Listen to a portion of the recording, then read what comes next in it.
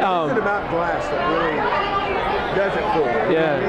Yeah, the flow, the heat, it's very meditative because of the movement and the concentration. You have to be right there in the moment with the glass, and as soon as your conscious shifts, if you think of something else or you do something else, the glass, it's lost.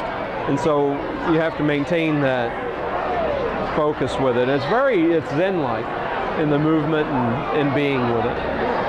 The glass becomes molten at about 1800 degrees, 1700 degrees. So it stays at 2000 degrees to be able to work it.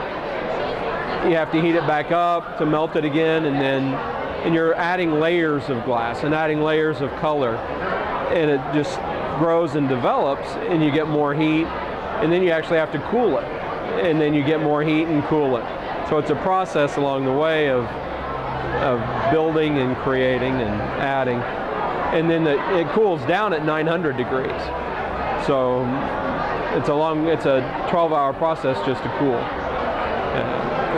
So it's an extensive. It may take 35 minutes to make that, but it's actually 12 hours and 35 minutes to. You guys gotta cool it. Yeah. This specific bowl came from. I had a friend visit at Thanksgiving, and he made a blue pitcher for his brother, and that was actually just the color that was left over on the table, and ran across it, and his brother was there, hadn't seen it before, so I spun out a little bowl for him, and that was the result. Yeah, it was pretty amazing, actually.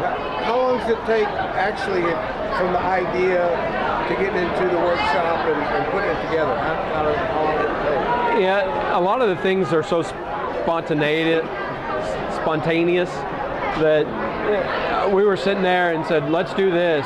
It took 35 minutes to make the piece, and it was just amazing. It came together, and John helped me make it, and he hadn't been working in glass in probably 3 years, so he was kind of came together. Yeah, it was fun. Well, I know this piece. Actually, my brother inspired this piece. He created a garden sculpture for his house and to hang on his wall, actually. And this was kind of spawned out of that wedding gift. Well, when you're mixing like metal and glass, what kind of things you have to be careful of? Glass and metal don't go together. Metal will cause glass to break if it gets hot or temperature and flux. So figuring out how we could attach the flower to the metal was a task, and it all came together very well. The movement and the cut, it's unbelievable the way that they pick up and flow through each other. It's amazing. I hadn't seen anything like that particularly, and yeah, it came together delightful.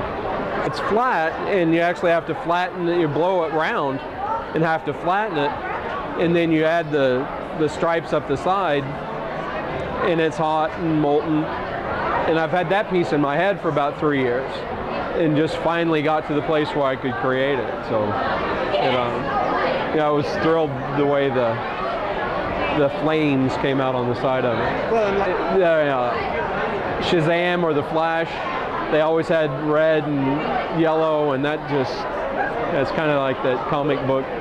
Extensions of this have been drawing and writing and trying to figure out different bases, different leaf structures, and then how we can get different blossoms to come out with shape and lines and color. Okay. Yeah. We look forward to that. Thank you. Thank you. I appreciate it. Thank you.